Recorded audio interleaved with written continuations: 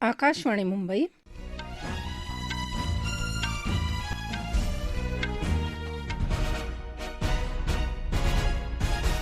विजया सहजराव राष्ट्रीय बातम्या देत आहे. ठळक बातम्या. विधानसभा निवडणुकीसाठी उद्या होणाऱ्या मतदानाकरता अधिकारी कर्मचारी मतदान केंद्रावर रवाना. राज्यातल्या 1 लाखांहून अधिक मतदान केंद्रांवर 9,70,00,000 अधिक मतदार बजावणार मताधिकार. ब्राझीलमध्ये सुरू असलेल्या G20 बैठकीदरम्यान प्रधानमंत्री नरेंद्र मोदी यांची जागतिक नेत्यांशी चर्चा. भारतीय स्पर्धा आयोगाकडून व्हॉट्सॲपला 213 कोटी रुपयांचा दंड. आणि आंतरराष्ट्रीय चित्रपट महोत्सव उद्यापासून गोव्यात. राज्यातल्या विधानसभा निवडणुकीसाठी उद्या सकाळी 7 ते संध्याकाळी 6 वाजेपर्यंत मतदान होणार आहे. त्यासाठी अधिकारी कर्मचारी मतदान केंद्रांवर रवाना होत आहेत. राज्यात यंदा 9,70,00,000 अधिक मतदार 288 आमदारांना निवडून देणार आहेत. त्यांच्यासाठी 1,04,27 मतदान केंद्र उभारली असून दुर्गम भाग वगळता इतर ठिकाणी सकाळी 7 ते संध्याकाळी 6 पर्यंत मतदान होईल. सर्वाधिक म्हणजे सुमारे 8,500 मतदान केंद्र पुणे जिल्ह्यात, त्यानंतर मुंबई उपनगर, ठाणे या जिल्ह्याचा क्रमांक लागतो. सर्वात कमी 950 मतदान केंद्र सिंधुदुर्ग जिल्ह्यात आहेत. गडचिरोलीत सुद्धा 1,000 पेक्षा कमी मतदान केंद्र आहेत. मतदारसंघांचा विचार करता सर्वाधिक 574 मतदान केंद्र रायगड जिल्ह्यात पनवेल मतदारसंघात आहेत. खडकवासला, भोसरी, हडपसर, मुरबाड, नालासोपारा वगैरे मतदारसंघात मोठ्या प्रमाणात मतदान केंद्र आहेत. मुंबईत वडाळा मतदारसंघात सर्वात कमी म्हणजे 223 मतदान केंद्र आहेत. वरळी, माहीम, कुलाबा, मुंबादेवी या मतदारसंघातही मतदान केंद्रांची संख्या 250 पेक्षा कमी आहे. सर्वाधिक 26 मतदारसंघ मुंबई उपनगर जिल्ह्यात असून त्यानंतर पुणे, छत्रपती संभाजीनगर यांचा क्रमांक लागतो. विधानसभा निवडणुकीसाठी यंदा 4,136 उमेदवार रिंगणात आहेत. त्यात 3,771 पुरुष, 363 महिला आणि 2 तृतीयपंथी आहेत. बीड जिल्ह्यात माजलगाव मतदारसंघात सर्वाधिक 34 उमेदवार रिंगणात आहेत. पुणे जिल्ह्यात सर्वाधिक 303 उमेदवार निवडणूक रिंगणात आहेत. सर्वात कमी 17 उमेदवार सिंधुदुर्ग जिल्ह्यात आहेत. उत्तर नांदेड मतदारसंघांमध्ये 33, जालन्यात भोकरदनमध्ये 32, बीडमध्ये 31 उमेदवारांचे अर्ज पात्र ठरले आहेत. नंदुरबार जिल्ह्यातल्या शहादा मतदारसंघात सर्वात कमी 3 उमेदवार रिंगणात आहेत. सिंधुदुर्ग जिल्ह्यात कुडाळमध्ये आणि रायगड जिल्ह्यात महाडमध्ये प्रत्येकी 5 उमेदवारांचं नशीब उद्या मतपेटीत बंद होईल. नांदेड लोकसभा पोटनिवडणुकीसाठीही उद्या मतदान होणार आहे. त्यासाठी 19 उमेदवार पात्र ठरले आहेत. राज्यातल्या 288 मतदारसंघात 158 पक्षांकडून 2,050 उमेदवार रिंगणात आहेत. उर्वरित 2,086 अपक्ष आहेत. सर्वाधिक 237 उमेदवार बहुजन समाज पार्टीनं उभे केले असून वंचित बहुजन आघाडीचे 200 उमेदवार रिंगणात आहेत. भाजपानं 149, मनसेनं 125, काँग्रेसनं 101 उमेदवारांना निवडणुकीत उतरवलं आहे. उद्धव ठाकरे यांच्या पक्षाकडून 95, शरद पवारांकडून 86, एकनाथ शिंदेंकडून 81, अजित पवारांकडून 59 उमेदवार नशीब आजमावत आहेत. राष्ट्रीय समाज पक्षाकडून 93, महाराष्ट्र स्वराज्य पक्षाकडून 32, प्रहार जनशक्तीचे 38, माकपाचे 3, MIMचे 17, धर्मनिरपेक्ष जनता दलाचे 4, जनसुराज्य शक्तीचे 6, शेकापचे 18, समाजवादी पार्टीचे 9 आणि भाकपाचे 2 उमेदवार निवडणूक रिंगणात आहेत. 2014च्या 24च्या विधानसभा निवडणुकीत 63% जास्त आणि गेल्या विधानसभा निवडणुकीत राज्यात 61.1% मतदानाची नोंद झाली होती. नुकत्याच झालेल्या लोकसभा निवडणुकीत 61.33% मतदारांनी मतदानाचा हक्क बजावला होता. मतदानाचा हक्क बजावण्यात महिलांपेक्षा पुरुष आघाडीवर असल्याचा सर्वसाधारण कल आहे. मुंबईचे पोलीस आयुक्त विवेक फणसाळकर यांनी मतदारांना केलेलं आवाहन आता ऐकूया.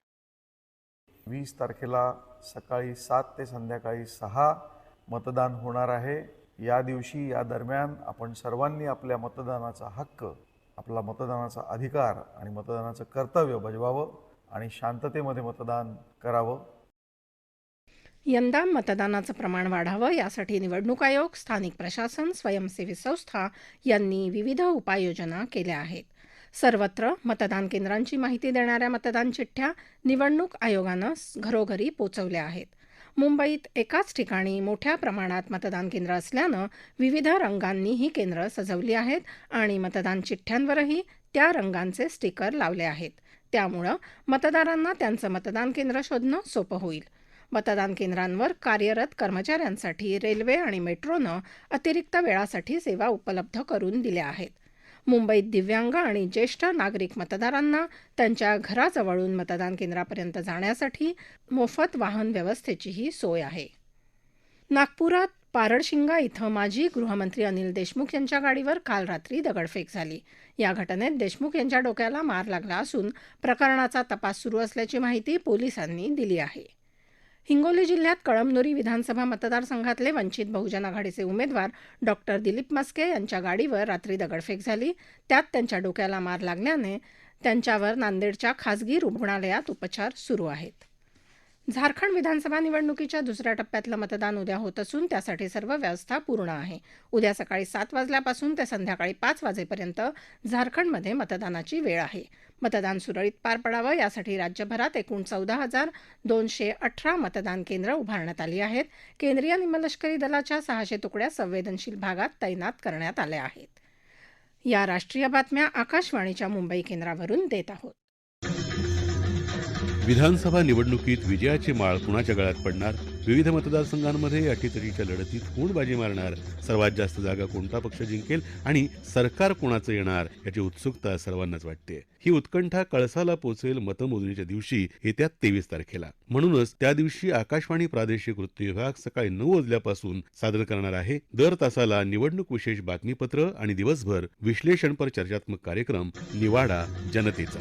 ऐकायला विसरू नका. 23 नोव्हेंबरला राज्यातल्या सर्व आकाशवाणी केंद्रांवर सकाळी 9 पासून निवाडा जनतेचा. ब्राझीलमध्ये रियो दी जानेरो इथं सुरू असलेल्या G20 बैठकीदरम्यान प्रधानमंत्री नरेंद्र मोदी यांनी जागतिक नेत्यांशी द्विपक्षीय बैठका केल्या. युरोपियन युनियनचे अध्यक्षांबरोबरच्या बैठकीत प्रधानमंत्र्यांनी भारत नेहमीच जगात सर्वांच्या भल्यासाठी काम करत असल्यावर भर दिला. भूक आणि गरिबी याविरुद्ध ब्राझीलनं जागतिक आघाडी उघडल्याबद्दल त्यांनी प्रशंसा केली. शाश्वत शेती, सेंद्रिय शेती, भरडधान्य आणि हवामान अनुकूल शेती ही भारताची उद्दिष्ट असल्याचं त्यांनी स्पष्ट केलं. जागतिक स्तरावरच्या सर्वसमावेशक विकासासाठी भारताने राबवलेले डिजिटल कृषी अभियानासारखे नवोन्मेषक कार्यक्रम मॉडेल म्हणून काम करतील असंही प्रधानमंत्र्यांनी अधोरेखित केलं. पारंपरिक उपक्रम आणि आधुनिक तंत्रज्ञान यांच्या एकत्रीकरणानंच भूक आणि गरिबीशी लढता येईल असंही मोदी यांनी नमूद केलं. CCI अर्थात भारतीय स्पर्धा आयोगानं मेटा या कंपनीला व्हॉट्सअप या समाजमाध्यमावरच्या गोपनीयता धोरणातल्या बदलांसाठी 213 कोटी 14 लाख रुपयांचा दंड ठोठावला आहे. तसंच पुढच्या 5 वर्षांसाठी जाहिरात प्रसारणाच्या उद्देशानं मेटाच्या मालकीच्या इतर ॲप्लिकेशनसह ग्राहकांची माहिती सामायिक करणं थांबवण्याचे आदेशही दिले आहेत. इफ्फी अर्थात आंतरराष्ट्रीय चित्रपट महोत्सवाला उद्यापासून गोव्यात सुरुवात होत आहे. या महोत्सवात 81 देशांमधले एकूण 180 चित्रपट प्रदर्शित केले जातील. गोव्याचे मुख्यमंत्री प्रमोद सावंत यांनी काल वार्ताहर परिषदेत या महोत्सवाच्या आयोजनाबाबत माहिती दिली. महोत्सव स्थळी जाण्यासाठी विनाशुल्क वाहन व्यवस्था तसंच चोख सुरक्षा व्यवस्था असल्याचं त्यांनी नमूद केलं. इफ्फी या महोत्सवाचं हे 55वं वर्ष आहे. हा महोत्सव 28 नोव्हेंबरपर्यंत चालणार आहे. आरोग्य आणि कुटुंब कल्याण मंत्रालयानं राज्य आणि केंद्रशासित प्रदेशांना हवामान बदल आणि त्याचे आरोग्यावर होणारे परिणाम यासाठी जिल्हा आणि शहर पातळीवर कृती योजना विकसित करण्याचे आदेश दिले आहेत. केंद्रीय आरोग्य सचिव यांनी सर्व राज्य आणि केंद्रशासित प्रदेशांचे सचिवांना या संदर्भात पत्र पाठवलं आहे. ठळक बातम्या पुन्हा एकदा. विधानसभा निवडणुकीसाठी उद्या होणाऱ्या मतदानाकरता अधिकारी आणि कर्मचारी मतदान केंद्रांवर रवाना. राज्यातल्या 1 लाखांहून अधिक मतदान केंद्रावर 9,70,00,000 अधिक मतदार बजावणार मताधिकार. ब्राझीलमध्ये सुरू असलेल्या G20 बैठकीदरम्यान प्रधानमंत्री नरेंद्र मोदी यांची जागतिक नेत्यांशी चर्चा. भारतीय स्पर्धा आयोगाकडून व्हॉट्सॲपला 213 कोटी रुपयांचा दंड आणि आंतरराष्ट्रीय चित्रपट महोत्सव उद्यापासून गोव्यात. याबरोबरच आकाशवाणी मुंबई केंद्रावरचं हे राष्ट्रीय बातमीपत्र संपलं. नमस्कार.